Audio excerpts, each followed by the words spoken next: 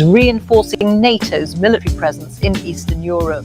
President Putin has demanded that Ukraine be stopped from ever joining NATO.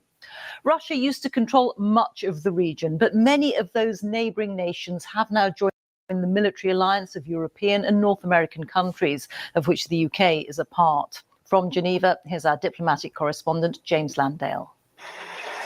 More Russian forces on the move. Surface-to-air missiles in the country's far east, due to join what Moscow says are military exercises near Ukraine. Part of the growing build-up of troops and equipment revealed by images of strategic locations close to the border. Now, this is to give some background on the Ukraine, Russia, well, really it's Russia-Ukraine issue, because Russia has been attacking the Ukraine. But if we go back and we listen to the words, Putin publicly on, what day was this? December 2021, Putin declared that Russia had no plans to invade Ukraine.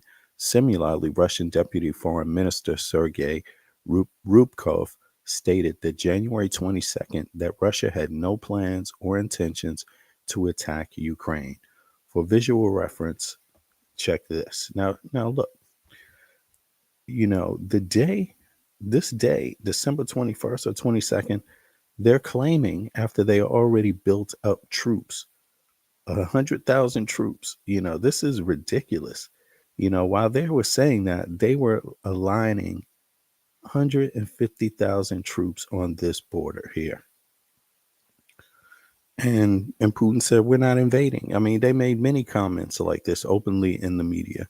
Now, you can also see here, Turkey is here, right? That's a member of NATO, right? And Poland is here, right? That's right here. I believe this is Poland. Let me double check this global map real quick. I hate to, I don't want to get these kind of things wrong, but you get the gist. I mean, anyone who wants to check out the facts can hear that Putin stated some facts on December 21st in 2021. Right. And it goes on. He's made many comments about this conflict, but let me just pull this up over here just to make sure we all got the same thing here. Ukraine. Okay, I'm sorry. Here we go. Poland is here. Moldova. This is Moldova here. Romania. Right. Now, if we go back to this map here, you could see Ukraine has access to the sea here. Now, Russia already has access to the sea here, but the goal was Russia wants to cut off Ukraine and also take Moldova. This is what they've been discussing for years, right? Now, this is Turkey, and Turkey was a key ally, right? Turkey is a key ally. This dynamic is not really going to stop, because you're dealing with a lot of issues here. You're dealing with trade, right? You're dealing with trade this way. You're dealing with trade this way, right? You're dealing with this dynamic here. So, yeah, trade from here also, right?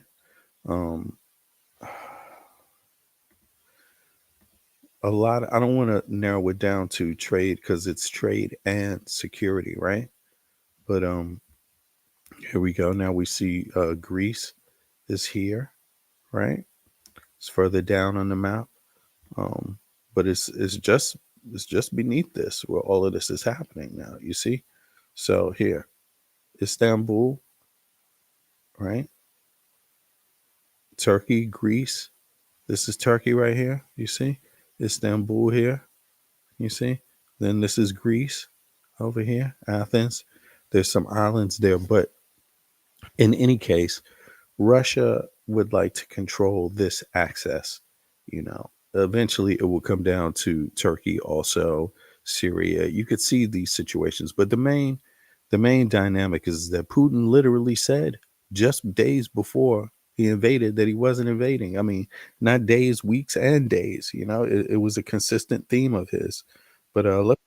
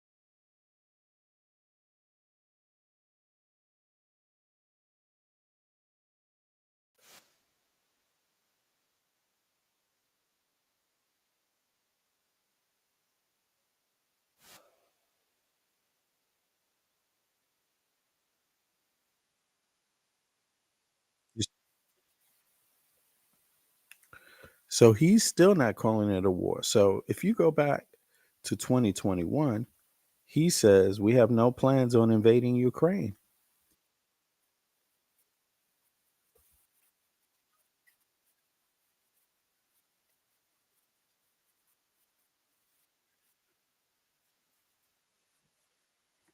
Now, Trump was the president when this was going on, when he was lining up these troops in December. Remember, Biden didn't become president until 2021, till he was inaugurated on the 20th and of January.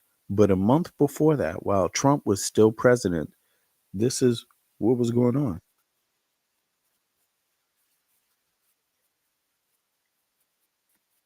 Now, let me see one more thing. Um, Let me make sure the mic is on. Okay, one more thing here. Let me see here.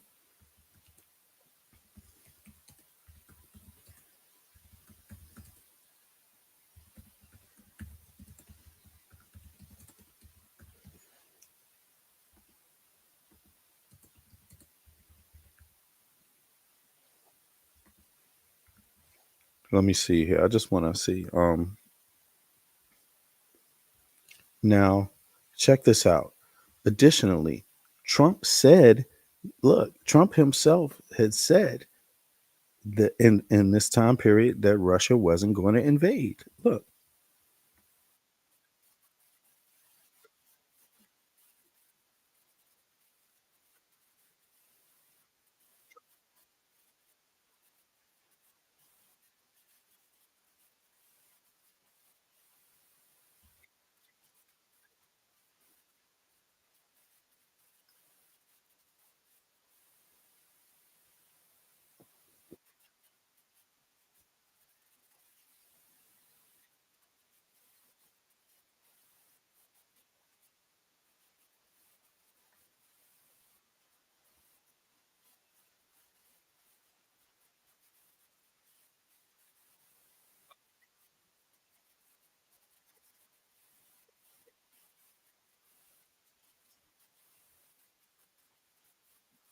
you see that?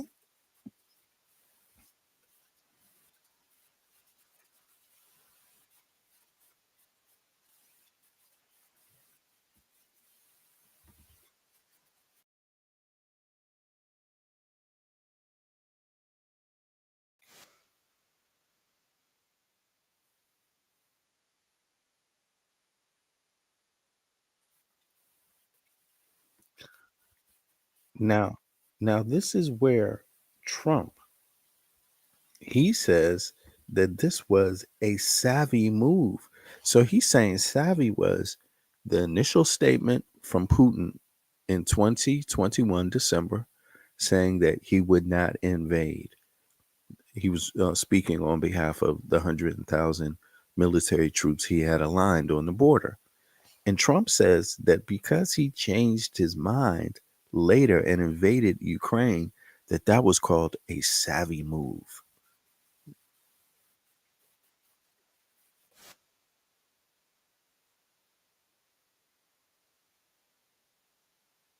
He called a special military operation, which they announced later after they had already been saying they're not invading. Trump calls that a what? Trump calls that, what does it say here? It says, after invasion started in February 2022, that's a year after that, right? That's no, that's just months after that. I'm sorry.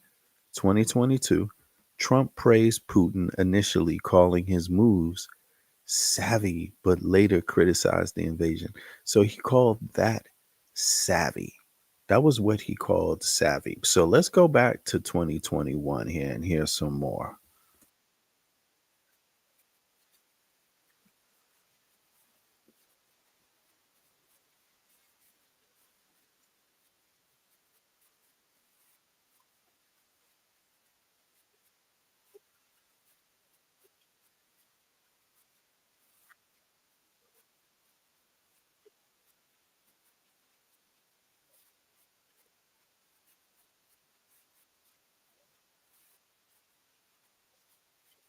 So here they're talking about NATO, NATO, NATO in December 21st. That was the fear. And then later, just months later, they invade and call it a what?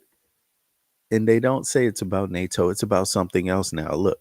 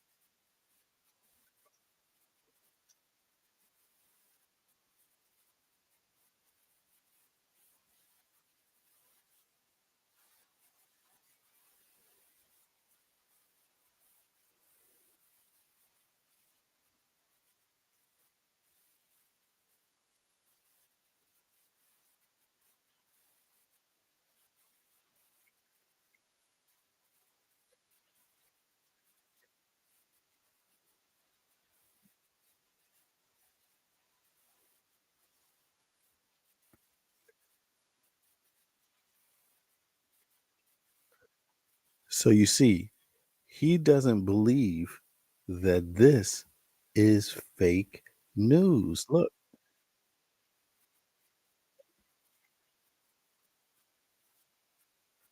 I mean, he calls that fake news. Look.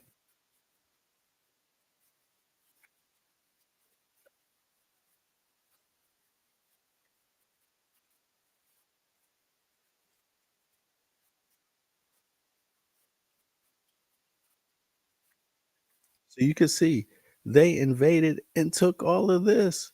This is what they invaded. This is what they took right here.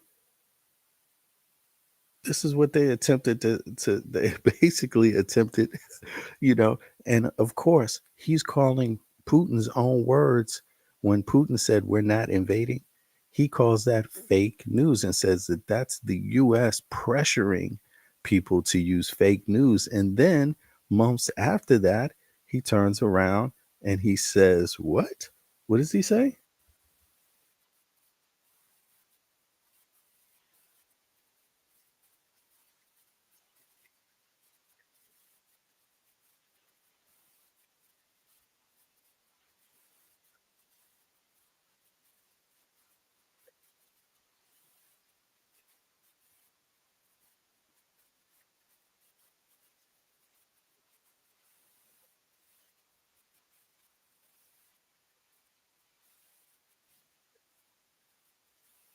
Oh, wow. So that was the backdrop of this conflict. Please comment on that. Let me know what you think about that. But that's what the evidence is that's out there. I mean, I witnessed it myself. I watched it live, the invasion, So, being as though, number one, it concerns me. I'm living in Copenhagen, Denmark. So, although I'm an American living in Copenhagen, Denmark, I'm seeing these events, partly as American, but then also from how Europeans see it as well, how they experience it, right?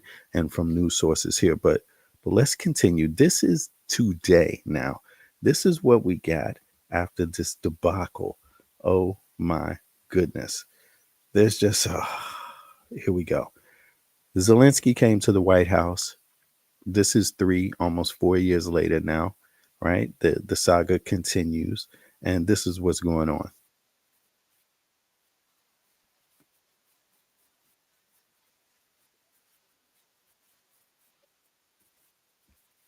Donnie, you say you can't hear this? How's the audio now, Donnie? Let me know.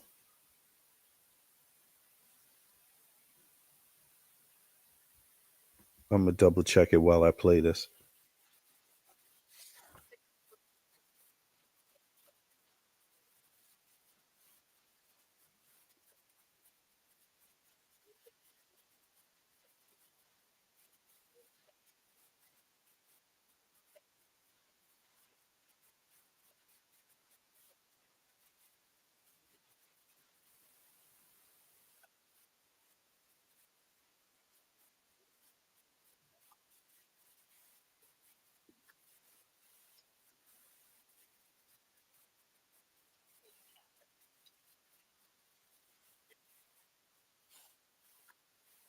Wait a second. Hold on. Okay. Okay. So I can hear it now. Let me see. Let me go back.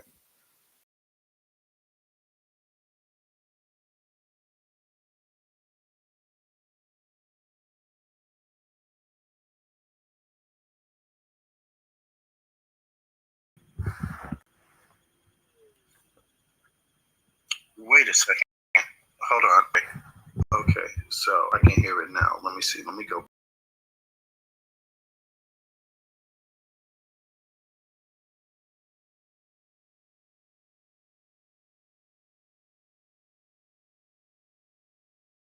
Of Brooks and Capehart. New York Times columnist David Brooks and Jonathan Capehart, associate editor for the Washington Post. Great to see you both. Yeah, no. So you were both watching, of course, everything at the White House today in the meeting between Presidents Trump and Zelensky. We've talked about it a lot today, but I do want to play for you a little bit of the interview we know President Zelensky gave soon after that meeting. He sat down with Fox News and Bret Baier, and Baier asked him if Zelensky thought that the public spat there served Ukraine in any way. Here's what Zelensky said. I mean, this is not good for both sides anyway. And I very open, but I can't, change our Ukrainian attitude to Russia. And I don't want they kill us for us. This is very, very clear that Americans are the best of our friends, Europeans are the best of our friends, and Putin with Russian, their enemies. And it doesn't mean that we don't want peace. We just want to recognize the reality. Jonathan, what did you think when you were watching this unfold in the White House? And what do you make of the way Zelensky's talking about it? Okay, so this is, I'm going to go back to the top since the audio was messed up. I'll edit the video after. But so listen, this is the beginning of it all. 2021, Putin had aligned forces on the border of Ukraine, December 2021. And this is after the presidential election in the US, but Biden wasn't the president. Trump was the president. And this is literally what happened here. Check. We have no plans to invade. That was the message from Russia's foreign minister after talks with the US about Russian intentions in Ukraine. His American counterpart said their discussions in Geneva had been frank and substantive, but also warned of massive consequences if Moscow were to attack Ukraine. Russia has amassed 100,000 troops near its borders with Ukraine, leading to grave international concern and to several European countries reinforcing NATO's military presence in Eastern Europe. President Putin has demanded that Ukraine be stopped from ever joining NATO. Russia used to control much of the region, but many of those neighboring nations have now joined the military alliance of European and North American countries, of which the UK is a part. From Geneva, here's our diplomatic correspondent, James Landale. More Russian forces on the move. surface-to-air missiles in the country's far east, due to join what Moscow says are military exercises near Ukraine. So this is Russia had not even invaded at this point. This is in December 2021.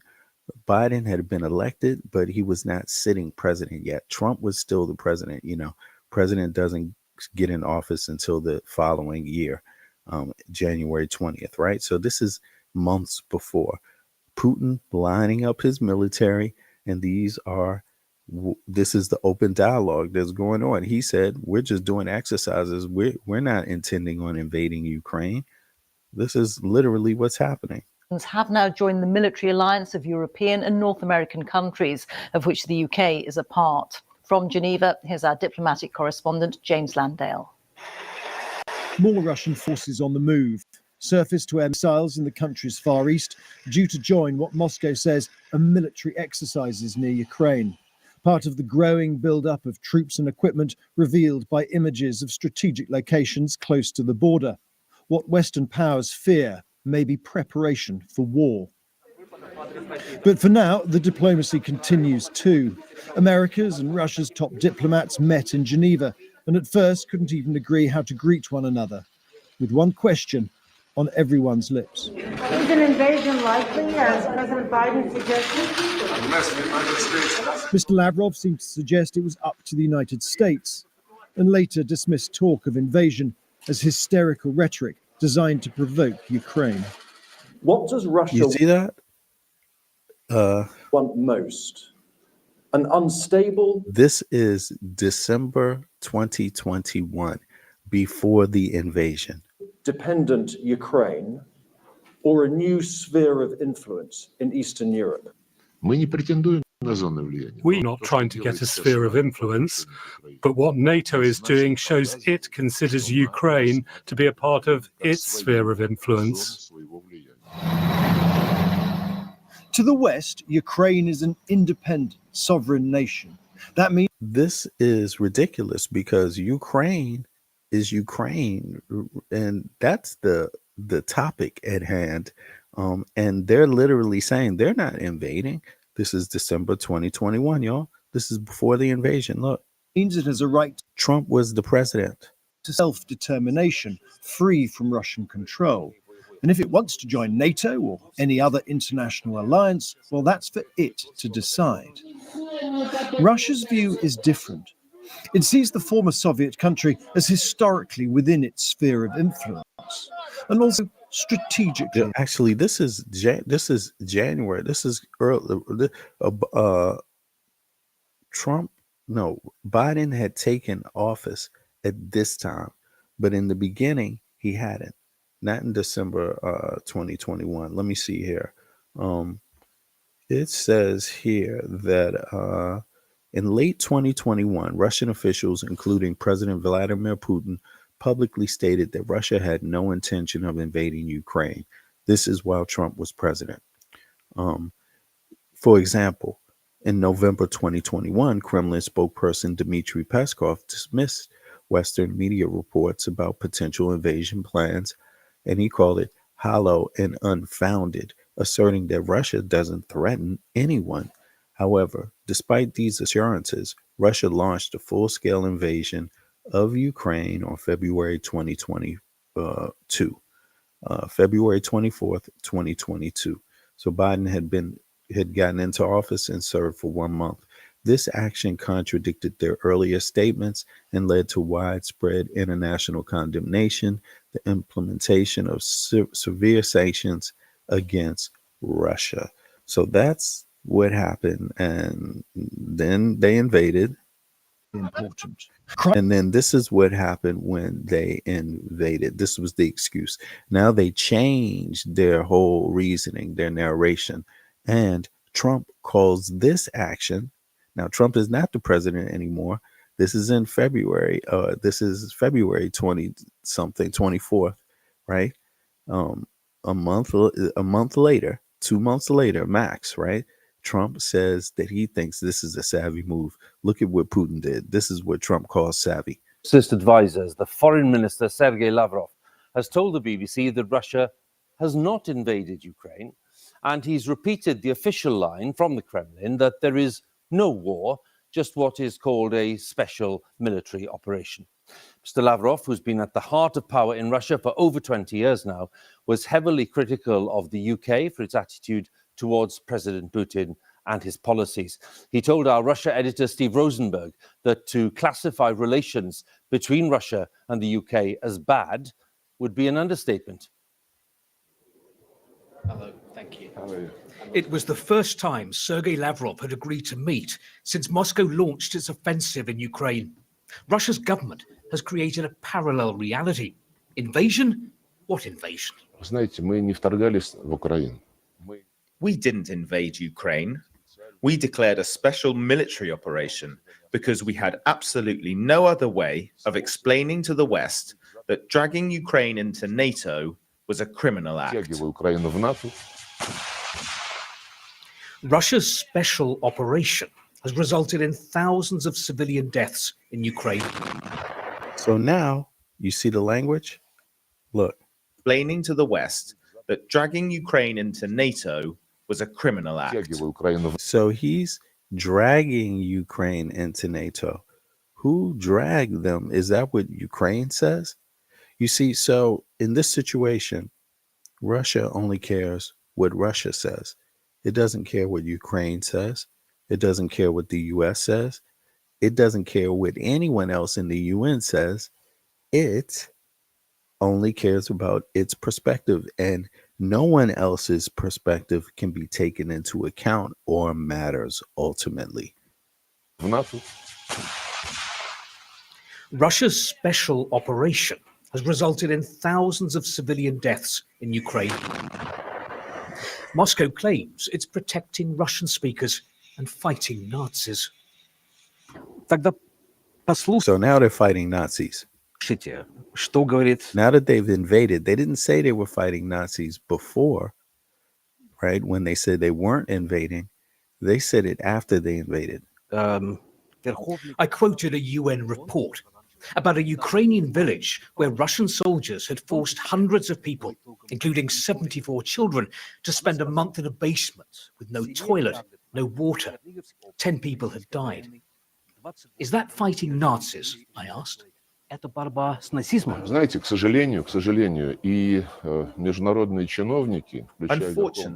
it's a great pity, but international diplomats, including the UN High Commissioner for Human Rights, the UN Secretary General, and other UN representatives, are being put under pressure by the West, and very often they're being used to amplify fake news spread by the West. So you're saying that Russia's squeaky clean?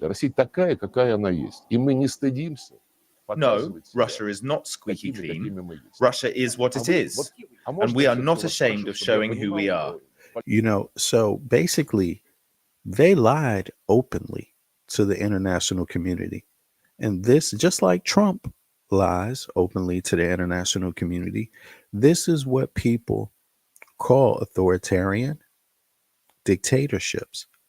When your leaders are openly able to come to the global stage and openly lie in front of people through their own words, be shown to have been liars and hypocrites and flip-floppers, right? When it comes to killing and invading, right?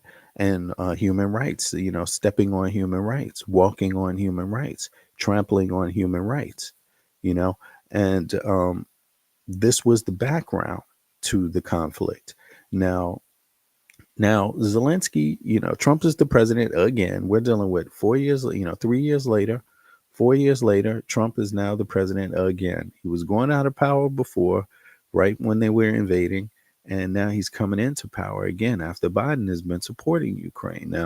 Now they flipped the script and Zelensky has to come to the White House to get support. And Trump goes ham on Zelensky. I mean, Trump embarrasses Zelensky, not Zelensky, but embarrasses the world, right?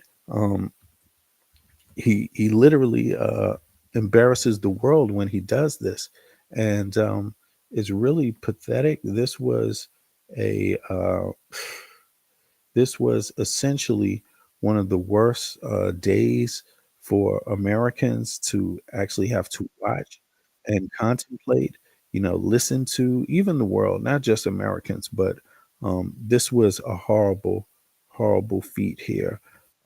I don't understand it, but The world. I'm aligned with the world, and I want to get this thing over with. You see the hatred he's got for Putin. It's very tough for me to make a deal with that kind of hate. He's got tremendous hatred, and I understand that. But I can tell you the other side isn't exactly in love with, him either. So it's not a question of alignment. I'm aligned with the world. I want to get the thing set. I'm aligned with Europe. I want to see if we can get this thing done. You want me to be tough? I could be tougher than any human being you've ever seen. I'd be so tough, but you're never going to get a deal that way. So that's the way it goes. All right, one more question. Hey, I will respond to this. So look, he could be tough, but he's never going to get a deal that way. Who is he talking about? Is he saying he himself can be tough, but he won't get a deal with Putin? Or is he talking about Zelensky could be tough, but he won't get a deal with Trump? What is he saying? What is this rambling? for 4 years in the United States of America, we had a president who stood up at press conferences and talked tough about Vladimir Putin, and then Putin invaded Ukraine and destroyed a significant chunk of the country. The path to peace and the path to prosperity. Right, but Trump called that savvy. JD Vance is acting like he didn't hear Putin's lies. He's not criticizing Putin for lying and then changing their mind and invading and saying, oh, they're invading for some whole other reason, or mixing the reasons now bringing in Nazis and things like that as an excuse. He's not criticizing Putin for doing that on the global stage, being a global bad actor. After all, these things have consequences for everyone. He's going to berate Zelensky. Is maybe engaging in diplomacy. We tried the pathway of Joe Biden This started with diplomacy. This actually started with diplomacy, with speaking. They were talking about it. And Putin said, hey, we're not invading. We're not going to invade. And then he invaded. And this guy is talking about diplomacy when Putin hasn't been a diplomat or done anything diplomatic as far as relations, human rights, treaties, sovereignty of nations. He hasn't been diplomatic regarding that. He's just rolling over people, thumping our chest and pretending that the president of the United States' words mattered more than the president of the United States' actions. What makes America a good country is America engaging in diplomacy. That's what President Trump is doing. His diplomacy is beating up on Zelensky now and praising Putin for invading. Ask you. Sure. Yeah. But he says he would have never invaded if I was the president. He would have never invaded. But he did it right while you were president, actually. He didn't invade while he was president, but he lined up the troops, right? He lined up the troops while Trump was president on that border. They didn't line up those troops in one day. People were talking about this for, it was a slow, gradual buildup, and to the point where people in December 2021 started mentioning it, like, are you invading Ukraine? And Trump and Putin was like, no. And okay, so what do you do as a diplomat, JD Vance? Okay, so he occupied our parts, big parts of Ukraine, parts of East and Crimea. So he occupied it on 2014. So during a lot of years, so I'm not speaking about just Biden, but those time was. And he's going into even the previous event with Crimea in 2014. Obama, then President Obama, then President Trump, then President Biden, now President Trump, and God bless, now President Trump will stop him. But during 2014, nobody stopped him. He just. You see, they're criticizing Obama for not bringing lethal aid. But the reality is that the U.S. military would have had to go in, or it would have had to train others to use those weapons. And that training takes months. That's not that takes time. Maybe for some people 6 months, a year. I mean, a normal time frame would be a year. You wouldn't think that you would be able to train that fast, and even it's just not possible. So Obama, they criticize Obama for not giving more. Why give somebody a jet if you can't fly it? Everyone can't fly these design jets that they're selling now. You know, it takes training. That whole process takes a lot of time for any nation. And Ukraine was just pretty much, you know, not able at that time. But they started their training. Watch. Just occupied and took. He killed people. You know what the contact line? 2015. 2014. 2014 and 2014. 2014. Yeah. So I he killed. was not here. Yeah, but That's exactly but- right. Yes, but during 2014 till And you 20. see how he leans on that? I was not here. He was not here. Okay. That's interesting because he praised Putin anyway, you know, from the very beginning, really. I mean, 22. he didn't do anything when he got into his presidency. He actually did the diplomacy, right? Yeah, the situation the same. The people are been dying on the contact line. Nobody stopped him. You know that we had conversations with him, a lot of conversation, my bilateral conversation, and we signed with him. Me, like a new president in 2019, I signed with him the deal. I signed with him, Macron and Merkel. We signed ceasefire. All of them told me that he will never go. We signed him with gas contract. Yes, but after that, he broken this ceasefire. He killed our people and he didn't exchange prisoners. We signed the exchange of prisoners, but he didn't do it. Now, this is funny. This is interesting here. Trump actually followed up later and sent Ukraine aid in 2017, weapons and things like this. See, it takes time to train, right? But I'm sure they were intermingled at that time. But it's so funny because they send them weapons, right? But Trump, whatever happened to diplomacy then? Trump, you're sending weapons. What happened to the diplomacy? Why are you sending weapons then? Why didn't you just call Putin your friend and say, stop invading? What happened to the diplomacy then? And you see, he criticized Biden for sending weapons, but he sent weapons himself and didn't even, I mean, why wasn't he able to influence Putin then? He already had met Putin before that. You see, he had businesses in Russia. What kind of diplomacy? Exchange of prisoners. But he didn't do it. What kind of diplomacy, JD, you are speaking about? And he's talking about in 2014. What do you mean? I'm talking about the kind of diplomacy that's going to end the destruction of your country. Yes, but if you Mr. President, That's such a dumbass answer for JD Vance. Okay, wow. So anyway, what does that mean? What's the action? He's like diplomacy. Yeah, it sounds like poor diplomacy. Signed the exchange of prisoners, but he didn't do it. What kind of diplomacy, JD, you are speaking about? What do you mean? I'm talking about the kind of diplomacy that's going to end the destruction of your country. Yes, but if you Mr. President, with respect, I think it's disrespectful for you to come into the Oval Office and try to litigate this in front of the American media. Right now, you guys are going around and forcing conscripts to the front lines because you have manpower problems. You should be thanking the president for trying to bring an end to this conflict. Have you ever been to Ukraine that you say what problems we have? I have been to. Count once. I've actually watched and seen the stories, and I know what happens is you bring them on a propaganda tour, Mr. President.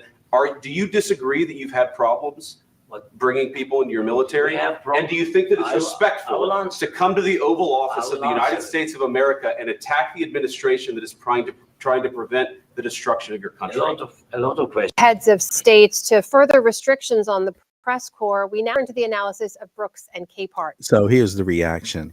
That is New York Times after that indignant statement, and just after that failure of U.S. policy, that complete utter embarrassment that happened. And excuse me, I mean, we can talk about global affairs, conflicts, war, these kind of things, talk about empire or whatever. But listen, even within the scope of that, what happened there in that White House is a complete, utter embarrassment regarding Trump and JD Vance. That is just totally they have disgraced that office more than any foreign power could ever do. They have done it themselves. They have harmed the U.S. more than any foreign power ever could have before. But in any case, the globe is reacting now to how they treated Zelensky. They treated him horribly, horribly. And they were incredibly manipulative, gaslighting him, intellectually dishonest about how they view this invasion. They don't think it's an invasion. They think it's it's the other way around. People are invading Russia, apparently, flip-flopping and all of that. Well, here's the global reaction. Columnist David Brooks and Jonathan Capehart, associate editor for the Washington Post. Great to see you both. Yeah, no. So you were both watching, of course, everything at the White House today in the meeting between Presidents Trump and Zelensky. We've talked about it a lot today, but I do want to play for you a little bit of the interview we know President Zelensky gave soon after that meeting. He sat down with Fox News and Bret Baier, and Baier asked him if Zelensky thought that the public spat there served Ukraine in any way. Here's what Zelensky said. I mean, this is not good for both sides anyway. And I very open, but I can't, change our Ukrainian attitude to Russia. And I don't want they kill us for us. This is very, very clear that Americans are the best of our friends, Europeans are the best of our friends, and Putin with Russian, their enemies. And it doesn't mean that we don't want peace. We just want to recognize the reality. Jonathan, what did you think when you were watching this unfold in the White House? And what do you make of the way Zelensky's talking about it now? Right. There is an ethnic component to Putin attacking Zelensky. Definitely. And for a lot of people that know the history of that region of the world, there are people that are called serfs, people that were servants or indentured, so basically slaves, to the czars, and that's part of the background of what's going on here, but I thought the low point for America on the world stage was the Trump-Putin press conference in Helsinki in 2017, when the president of the United States sided with the president of Russia against his own national intelligence apparatus. What we saw in the Oval Office was travesty, horrendous, despicable. There aren't any words to describe what we watched, where we saw a vice president who's never been to Ukraine lecture a wartime president who was clearly summoned to the White House to humiliate him on the world stage, either on behalf of or for the benefit of Vladimir Putin in Russia. And look, I give President Zelensky major points for standing up for himself, for standing up for his nation, and standing up for his people. He is in there fighting for America's backing, which, I'm sorry, it should not even be in doubt, given the stakes that are involved and who he is trying to protect his people from. David, from that Helsinki meeting 2018 to this meeting today, what do you make of it? I'll stick with today. I have enough to say about today. I was nauseated. I just nauseated. All my life I've had a certain idea about America, that we're a flawed country, but we're fundamentally a force for good in the world. That we defeated Soviet Union, we defeated fascism, we did the Marshall Plan, we did PEPFAR to help people live in Africa. And we make mistakes, Iraq, Vietnam, but they're usually mistakes out of stupidity, naivete, and arrogance. They're not because we're ill-intentioned.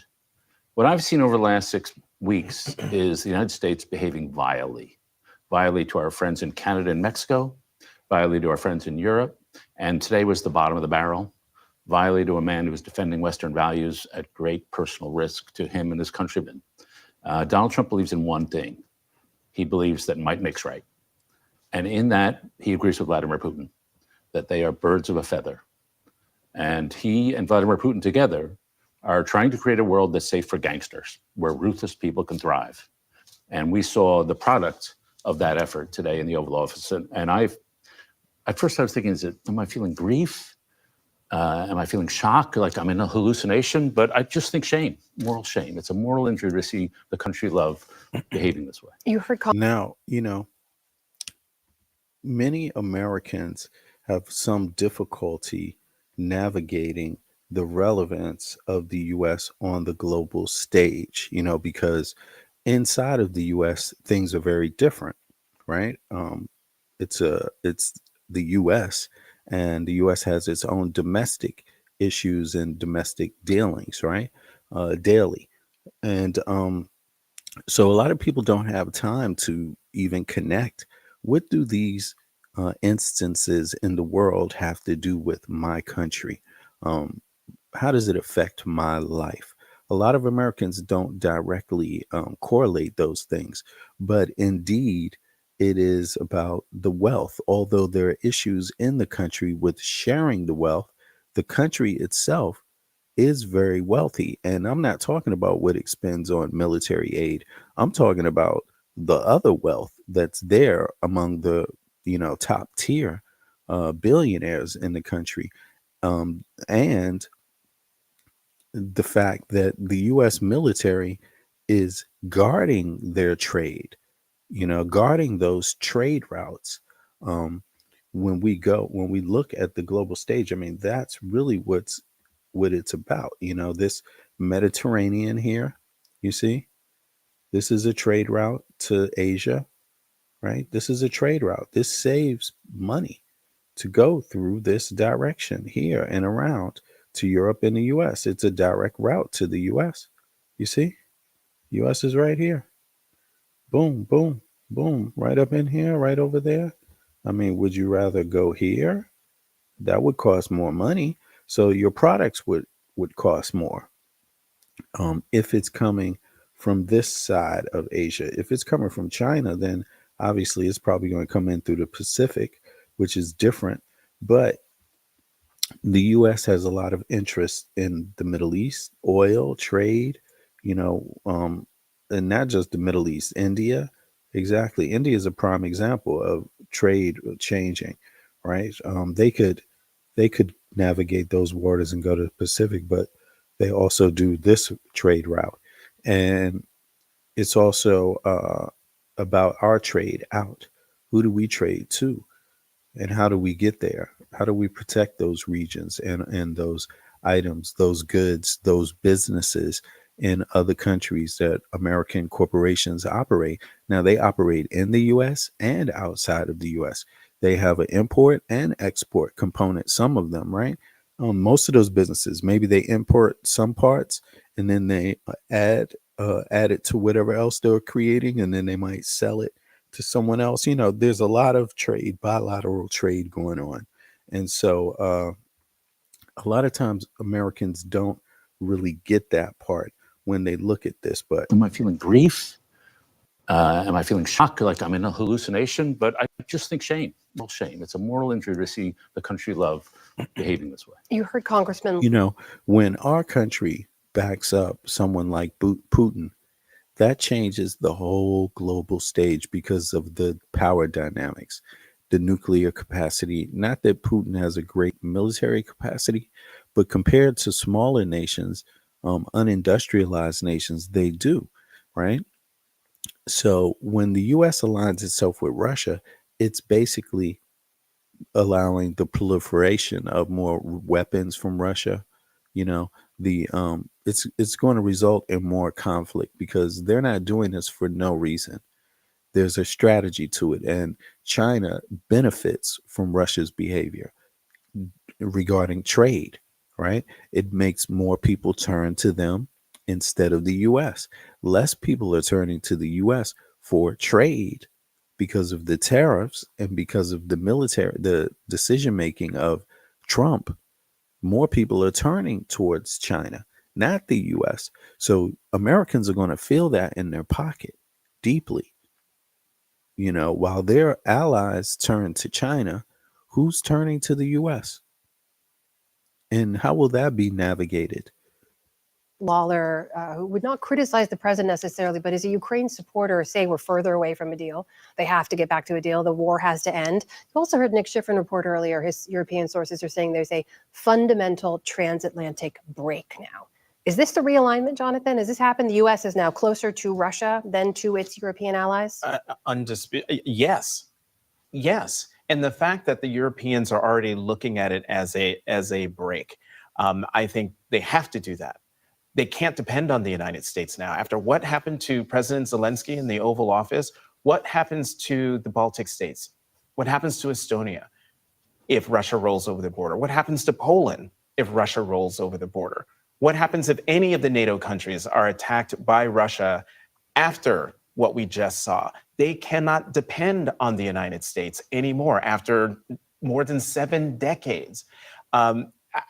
I'm sure the Europeans. 7 decades is 70 years. That's how long they've been in a trade agreement and defense agreement with the EU nations. Are probably even more in shock than we are at this table. And I'm glad you used the word gangster, because that was the thing when President Trump got into it with President Zelensky. You don't have any cards. Without us, you have no deal. That was gangster rule there. And between him and the vice president, it also felt like watching a wrestling match where Vance jumps in the ring and then taps in the president, and then they gang up on a man who is literally fighting for the survival of his country. David, is there a way to get any kind of deal back on track? Is there a way to repair what was clearly broken today? Yeah, I think so. I mean, Trump is transactional. He'll bash people. He'll hate people. And then he will do a deal. We've seen that in the past. I just wonder where his values are. If he clearly has a thing for Vladimir Putin. We've seen that for 8 years. And he's not going to lean on Putin. He's going to side with Putin, as Timothy Snyder said today. And so maybe that's just his belief system. And J.D. Vance has a value system, which is a belief in performance art.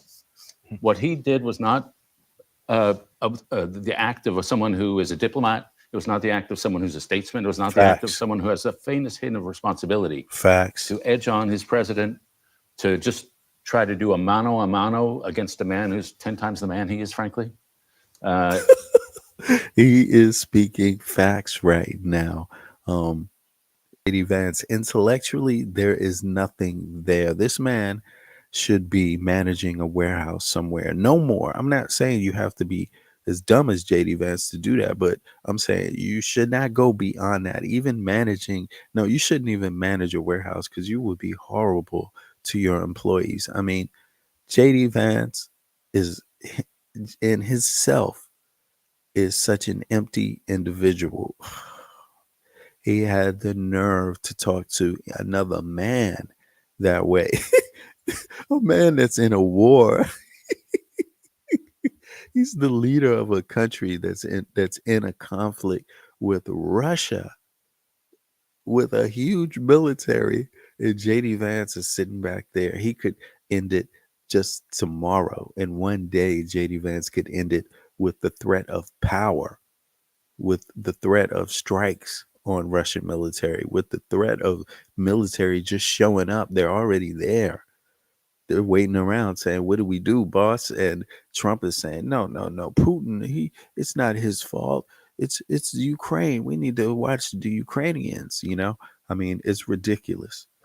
So there's a lot to overcome. But I do think it's got to be in America's interest not to let Vladimir Putin take over Ukraine. Surely everybody sees that. And so I have some hope there'll still be a possibility for a deal somehow. We did hear in that exchange at the end. Americans don't realize if you stopped Vladimir Putin, if you stopped them at the border, the original border, if you stopped them, right? And if you actually had stopped the Russians at the original, beginning of the conflict, which is like right here, right? If we had stopped them where this white line is, when they invaded from that day, if we took a more aggressive approach, even now, this conflict would end. But right at the time where you need more aggression because the diplomacy has already been there. The the diplomacy has been the sanctions on Russia. The diplomacy has been economic sanctions and trade sanctions. It stopped their military from them being able to basically produce more weapons, really. They had to borrow weapons from China, they even had to borrow soldiers and weapons from South Korea and Iran weapons. It's really bad for Russia right now. So they don't have that in their favor. But what they have in their favor is Trump, because he's going to loosen the sanctions and he's going to reward Putin for his aggression, which means Putin is going to be in the EU's backyard for a long time, threatening them, not just with the use of big weapons, heavy weapons, but also covert attacks, which already have been going on for a long period of time, a sustained period of time. Covert attacks inside of nations that they don't claim, explosions, fires, different things like that, cutting of communication systems, tampering with stuff, spying, a lot of aggression on the Russians' part in these Baltic and EU nations right now. So, yeah, it's not looking good for the US or the world. To be honest, it's really going to create a lot of chaos. And that's not good for the US. I mean, it's not good for American taxpayers. It's a time to be decisive, and Trump is completely indecisive. President Trump, as it was sort of coming to a close, he said, well, this is going to be great television. Sort of acknowledged this is all unfolded on live television for the entire world to see. And for better or worse, this is a president who really understands the power of the media and how to harness it and how to leverage it. And I know we've talked about some of the changes before, his continued attacks on the press, blocking the AP's access from some White House coverage as well. You saw him the White House take control of the press pool that covers the president full time, make sure everyone else knows what's happening with the president.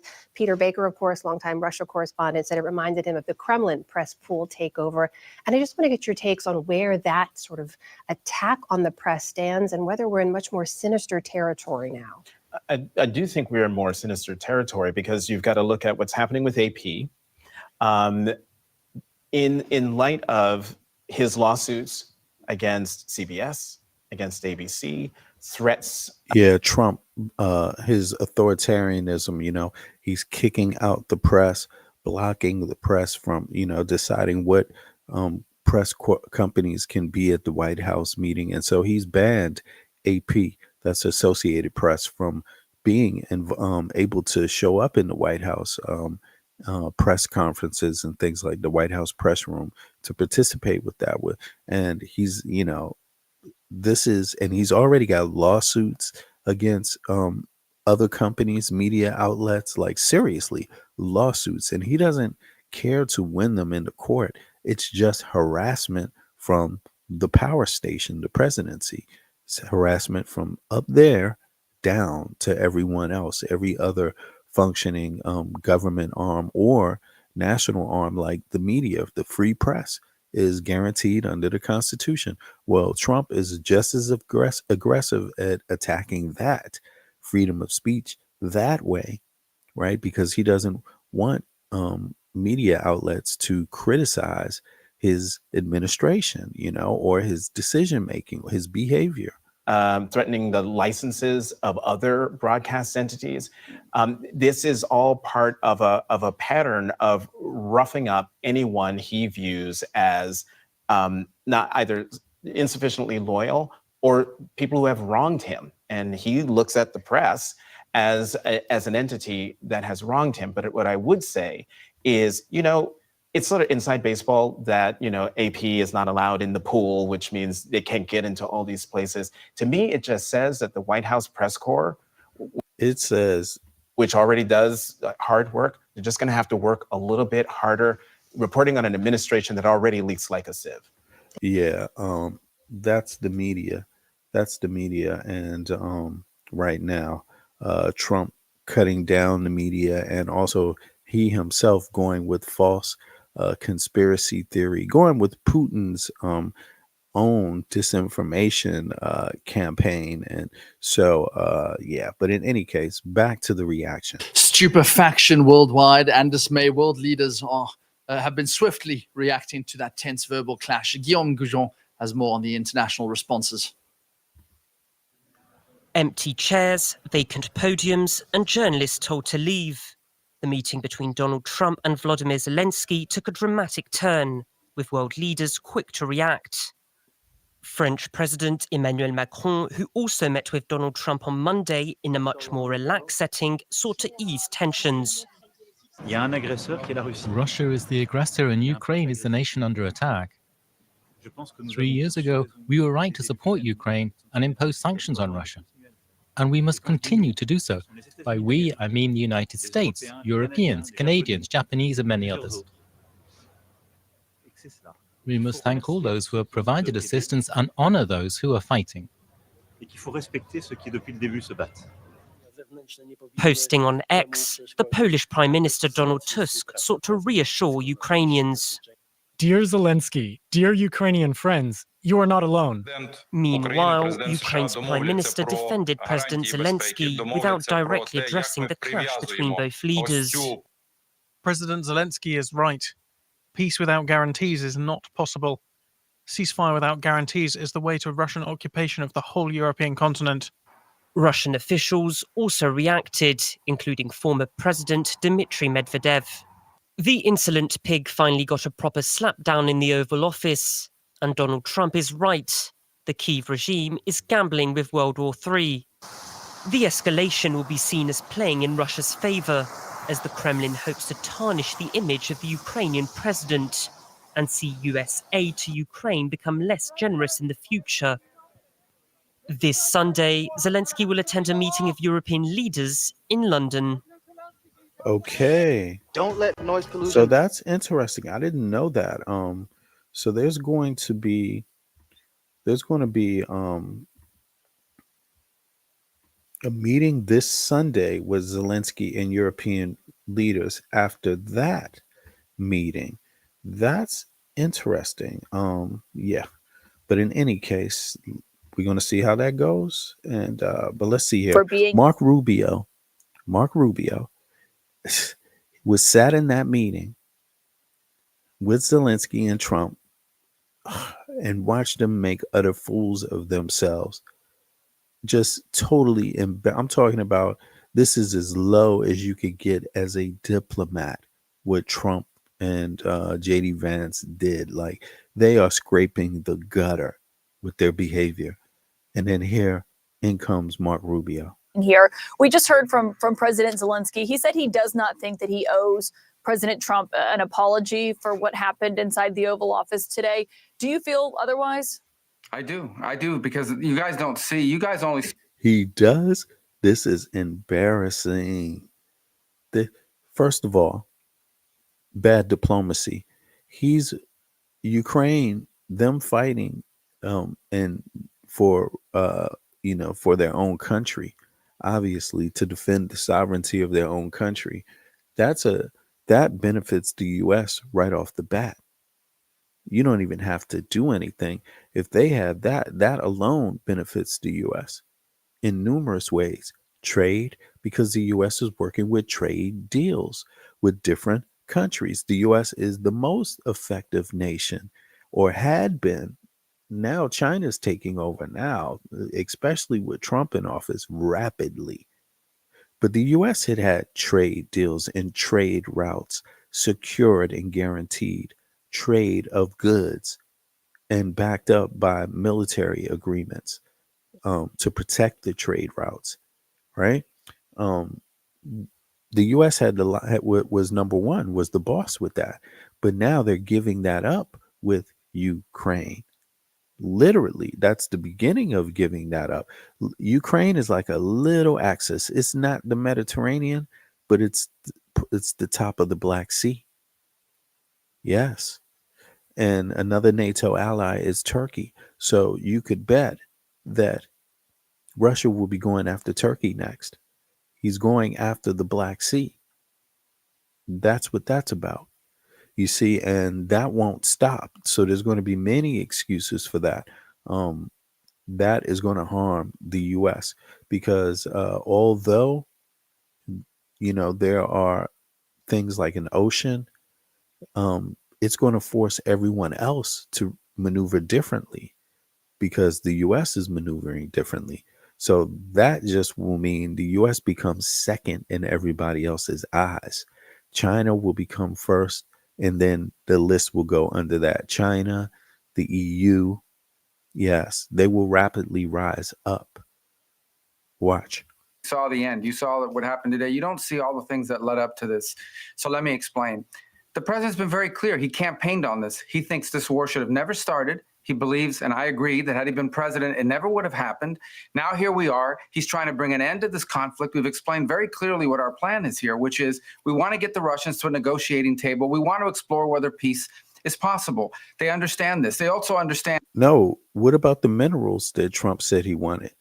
What about the fine earth? Didn't Trump say it was about fine earth? And that this agreement that was supposed to be signed today was supposed to be an agreement that binds America economically to Ukraine, which to me, as I've explained, and I think the president alluded to today, is a security guarantee in its own way, because we're involved. It's now us. It's our interests. That was all explained. That was all understood. And nonetheless, That makes no sense what he's saying. Listen, you can't extort a nation. You can't extort people publicly, internationally on TV and expect it to be legal. Mark Rubio, start reading the treaties that the U.S. has already agreed to, and then you will understand how stupid that comment makes.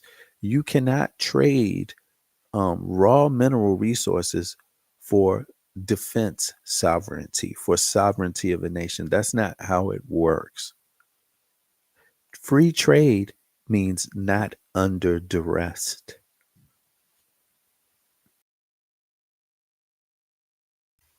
You cannot trade freely if you are under duress.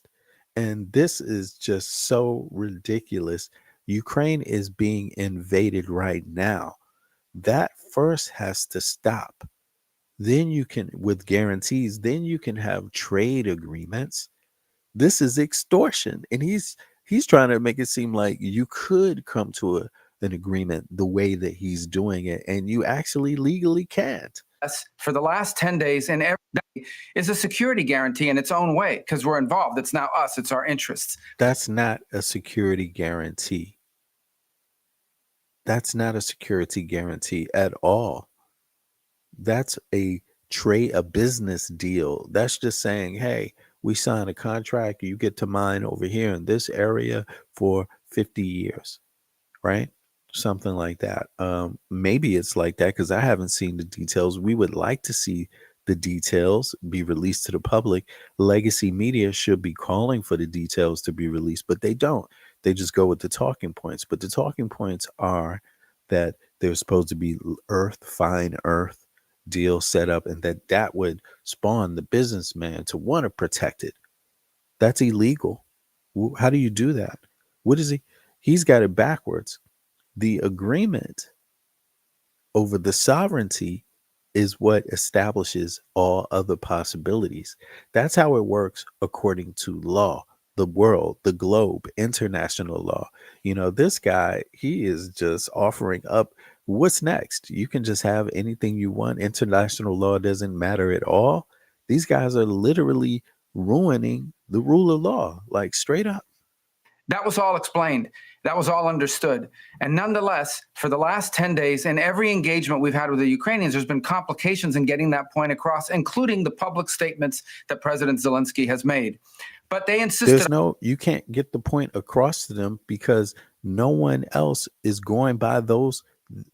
Everyone else understands what he's proposing violates international law. It's that simple.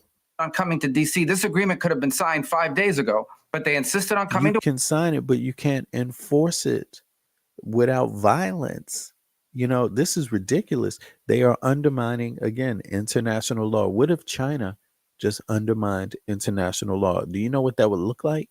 That means they would just show up in Taiwan tomorrow with the military, regardless of any treaty, whatever any prior treaty says. wouldn't matter. They just show up. It's theirs now physically. You can't do things that way. Like, and if the US is proposing that everyone just do that, there's going to be a lot of war on earth instead of a lot of stocks going up. Instead of, housing going down, inflation going down, it's going to go up, up, up. To Washington, and there was should have been a very clear understanding. Don't come here and create a such scenario where you're going to start lecturing. They invited Zelensky. That's Zelensky being invited.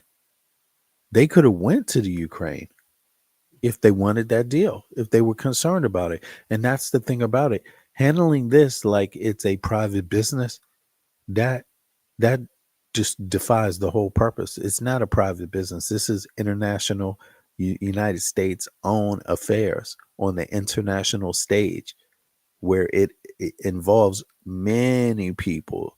The U.S. is in working relationships militarily with many groups of people for trade and security. What they're proposing just destroys that whole fabric. Us about how all that cooperation is destroying it. Diplomacy isn't going to work. President Zelensky took it in that direction, and it ended in a predictable outcome as a result. It's unfortunate. That wasn't supposed to be this way, but that's the path he chose. And I think, frankly, sends his country backwards in regards to achieving peace, which is what President Trump wants at the end of the day, is for this war to end. He's been as consistent as... Well, Trump doesn't acknowledge Russian aggression. So that's why there's no peace. You would have to acknowledge the Russian aggression to be seen as a viable leader in peace, right? And he doesn't do that. He's seeing the Ukrainians, even though he understands the Ukrainians have lost land, he sees the Ukrainians as the aggressor. And now, if they don't want to lose their whole country, they must make a land deal with Donald Trump, some conspicuous land deal in secrecy. They don't want to tell you exactly how the deal is going to be made, but if it's not based on the laws of the Ukrainian people, the Constitution, then how does it stand? If it's not based on international law, how does it stand? Anyone can be about what his objective. An executive order is a treaty. Anyone could do a treaty. Is it against international law? Is here. But what specifically do you want to see President Zelensky apologize for? Well, apologize for turning this thing into the fiasco for him that it became. There was no need for him to go in Gaslighting. there and become antagonistic. Look, this thing went off. Look, he's saying that Zelensky came over there and attacked Trump. You see all these grown men, they're behaving like Trump was a good actor in that meeting. Like, Trump didn't just curse people out, lie, manipulate folks. Trump said some really, really horrible things. Look. Or everybody has problems. He's not speaking loudly. Your country's in big trouble. Can I have the war? He's not speaking loudly. He's not speaking loudly. Your country's in big trouble. Can I Wait a answer? minute. No. You've done a lot of talking. Your country is in big trouble. I know. You're not winning. know. You're not winning this. You have a damn good chance of coming out okay because of Mr. us. President, we are staying in our country, staying strong. There was no need for him to go in there and become antagonistic. Look, this thing went off the rails. You were there, I believe. It went off the rails when he said, let me ask you a question to the vice president. What kind of diplomacy are you talking about? Well, this is a serious thing. I mean, thousands of people have been killed, thousands. And he talks about all these horrible things that have happened to prisoners of war and children, all true, all bad. This is what we're dealing with here. It needs to come to an end. We are trying to bring it to an end. The way you bring it to an end is you get Russia to the table to talk. Is you come up and you sign a mineral land deal. That's how you bring it to an end. Is he out of his mind?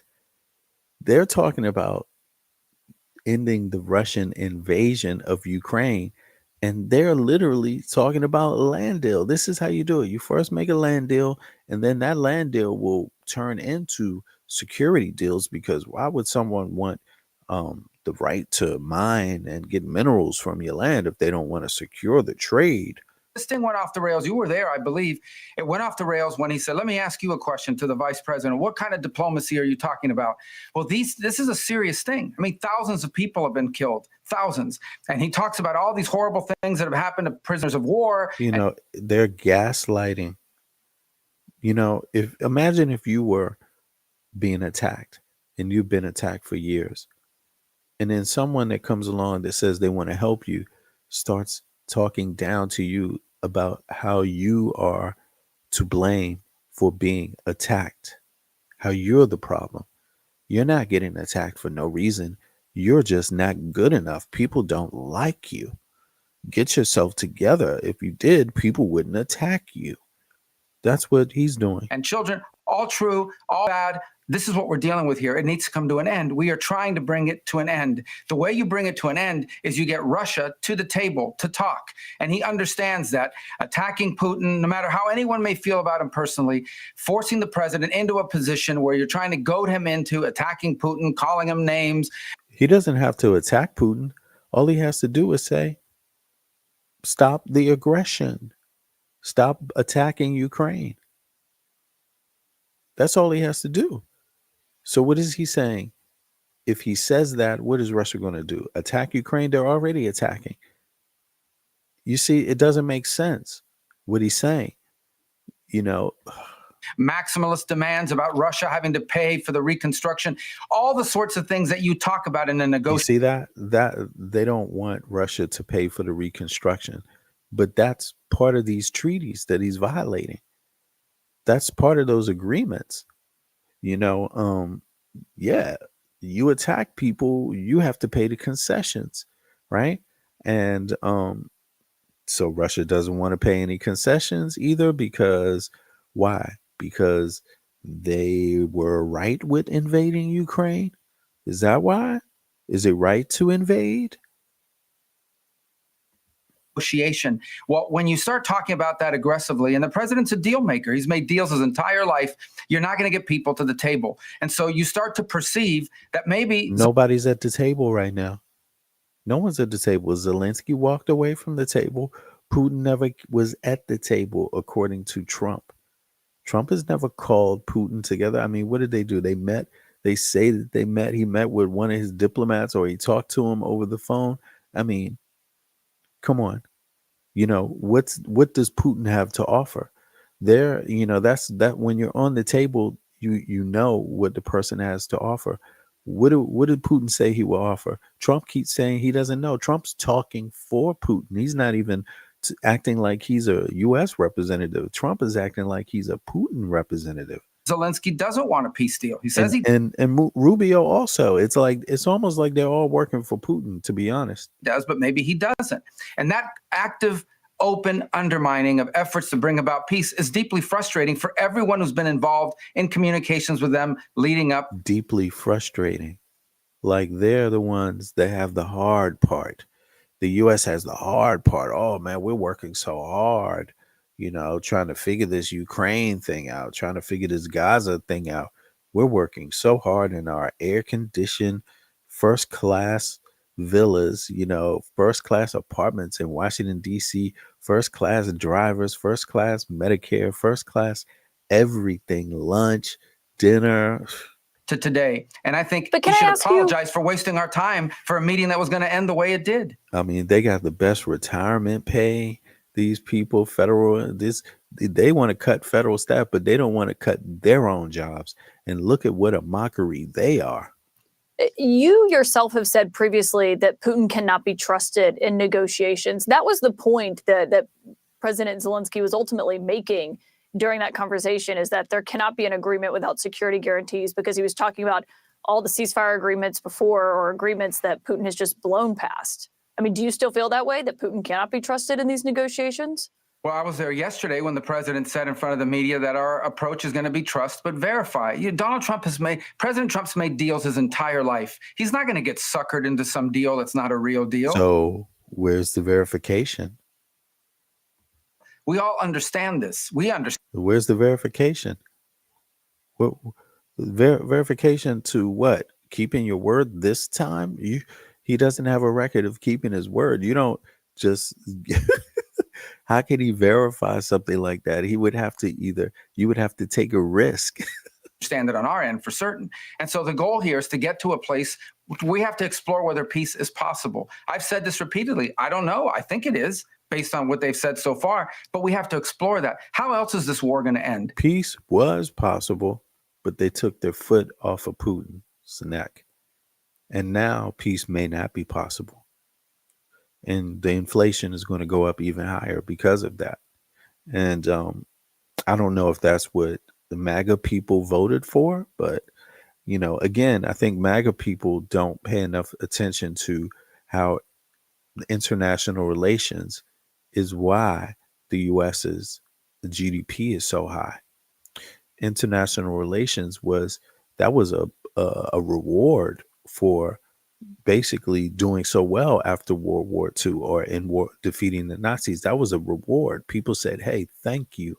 We want to do business with you. You get it. You're against fascism. You're for freedom. You're for democracy. Thank you. We realized that these fascists were so horrible to us. So the U.S. got a lot of trade out of that. They had power militarily, and they got a lot of trade because of their stance against fascism, authoritarianism, their stance against it. And these guys are totally capitulating. I asked people, what is the European plan to end this war? I can tell you what one foreign minister told me, and I'm not going to say who it was, but I can tell you what one of them told me. And that they always say that. I'm not going to tell you who it was, but somebody. Is that the war goes on for another year. And at that point, Russia will feel so weakened that they'll beg for a peace. That's another year of killing, another year of dying, another. This makes nobody said that. Nobody said that. And it's not just one European leader that might think that. Biden has said that. Everyone else but Trump and his administration believed that peace was coming. And because Ukraine had backup, they had the weapons to fight the war, to kick the Russians out of their actual sovereign nation, to stop the Russians from attacking them. And they just took their foot off of Putin's neck. And now they're promoting authoritarianism. A year of destruction. And by the way, not a very realistic plan in my point of view. So if there's a chance of peace. It's all gaslighting what they do. It's like they don't really want to help people. They're blaming the people that are defending themselves for defending themselves. Even if it's a 1%. He's blaming Ukraine for defending themselves.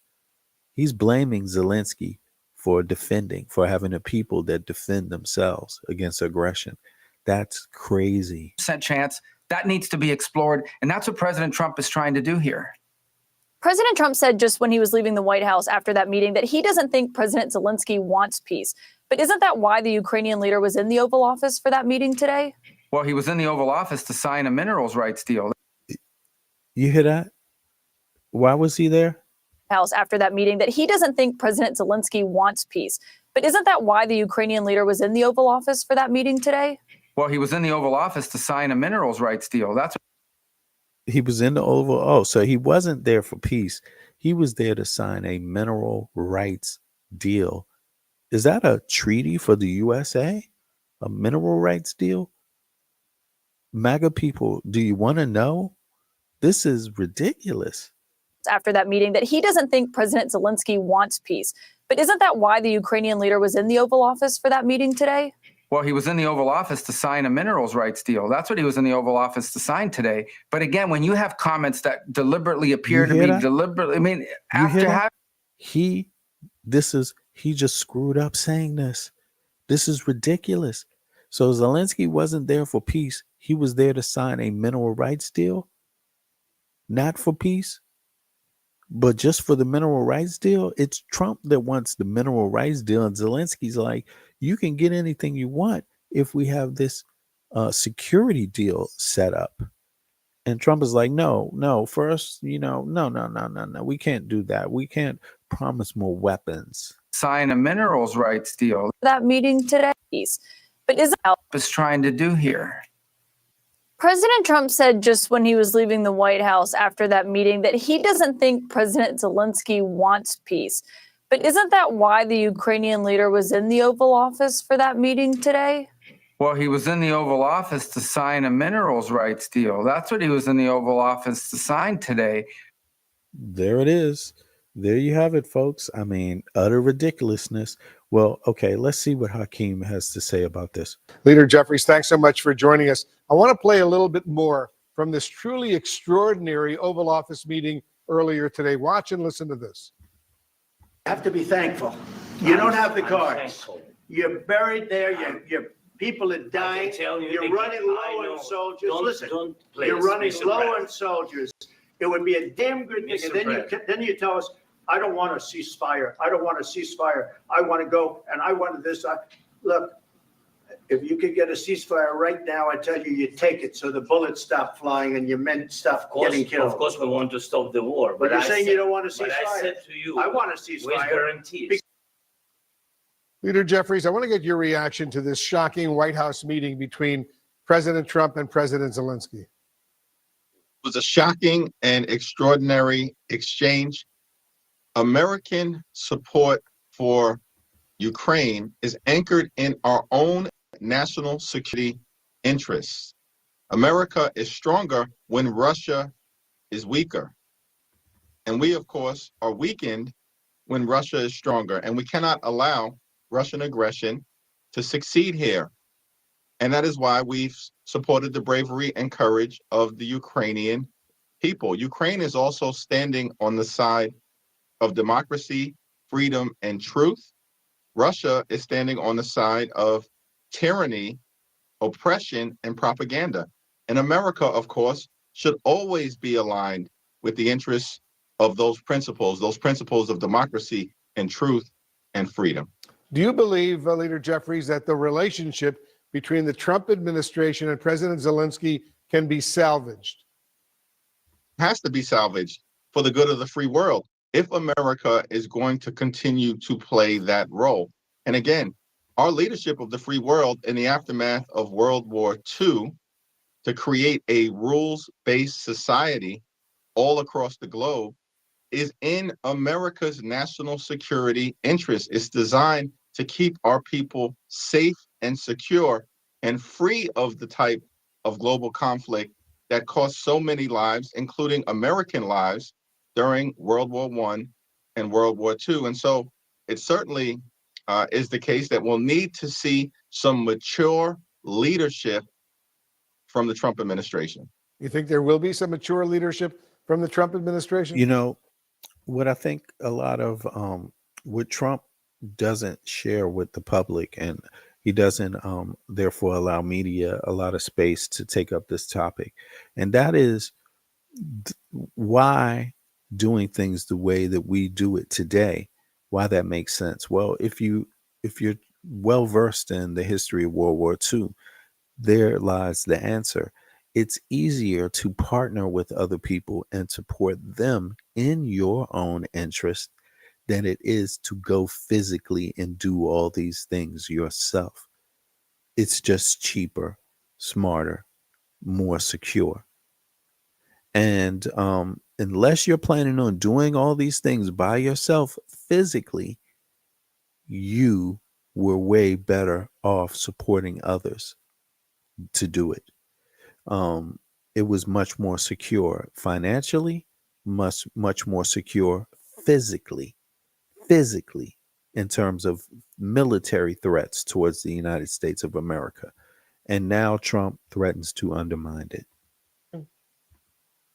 Congressional Democrats in both the House and the Senate will urge that this breach be repaired and that we stand by the Ukrainian people for the good of the American people, for the good of our national security, for the good of the free world, and our continued leadership in that regard. We should not be bending the knee to Vladimir Putin and Russia.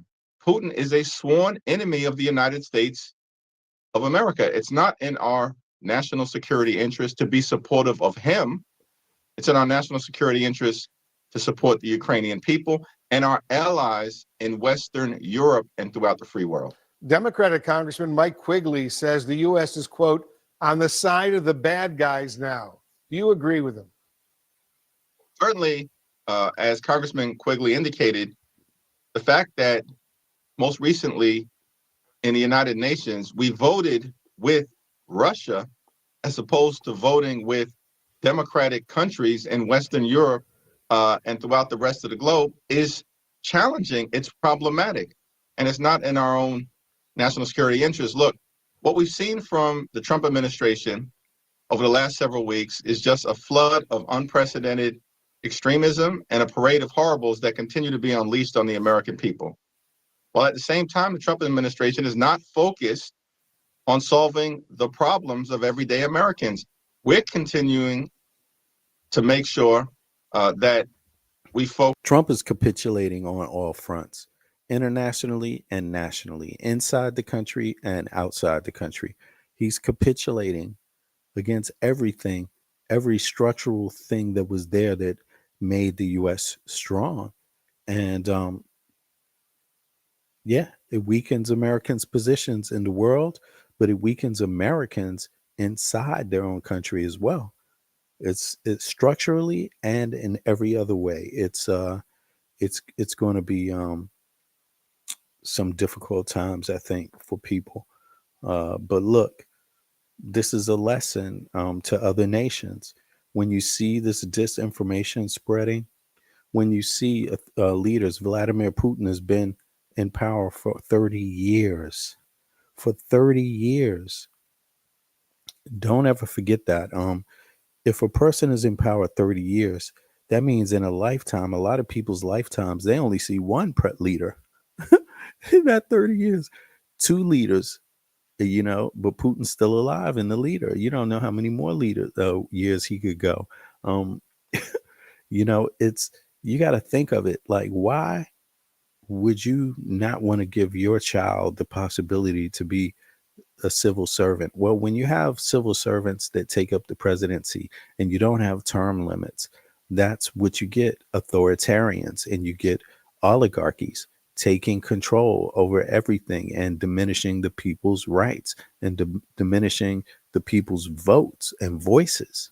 Focus on trying to make taxing people and misusing, you know, their tax dollars, taking the tax dollars, even gaslighting people and saying that, hey, you know, we're looking for fraud when they're the contributors of the fraud. They're the main actors of the fraud. They're trying to break and cut down regulations on business, even regulations that were set up to prohibit fraud, to stop fraud, to help hinder, you know, cease fraud from happening, to hinder it, right? They took away these regulations. You know, it's the fleecing of the U.S., literally. Life better for everyday Americans. Fundamentally, that's why we were sent to Washington, D.C. We have to drive down the high cost of living. We have to secure the border. We have to keep communities safe. We have to protect our dreamers and farm workers and families. These are the things that matter, as opposed to creating crisis-like moments when we should be coming together and demonstrating leadership for the free world.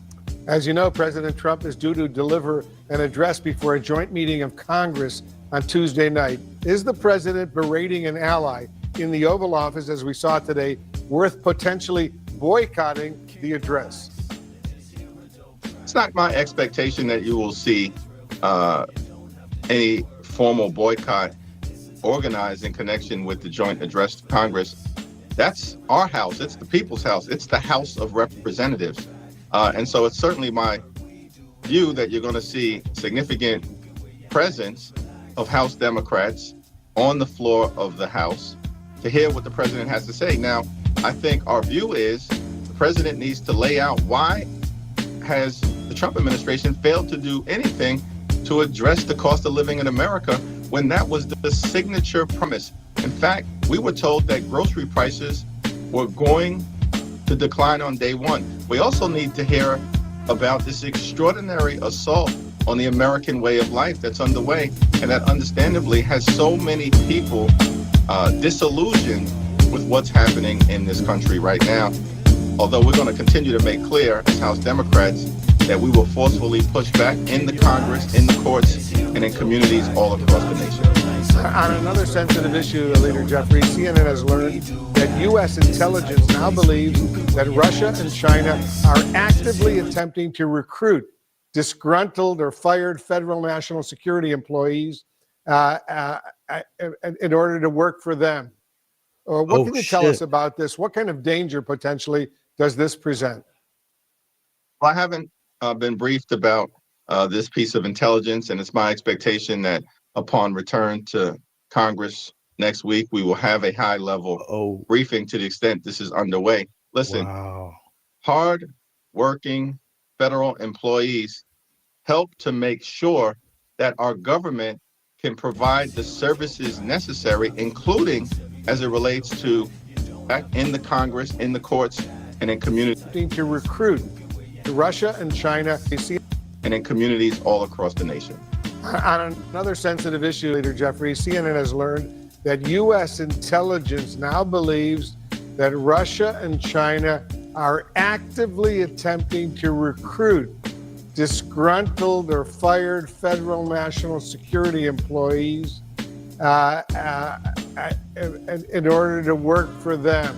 Jeffrey, CNN has learned that U.S. intelligence now believes that Russia and China are actively attempting to recruit disgruntled or fired federal national security employees. The Leader Jeffrey, CNN has learned that U.S. intelligence now believes that Russia and China are actively attempting to recruit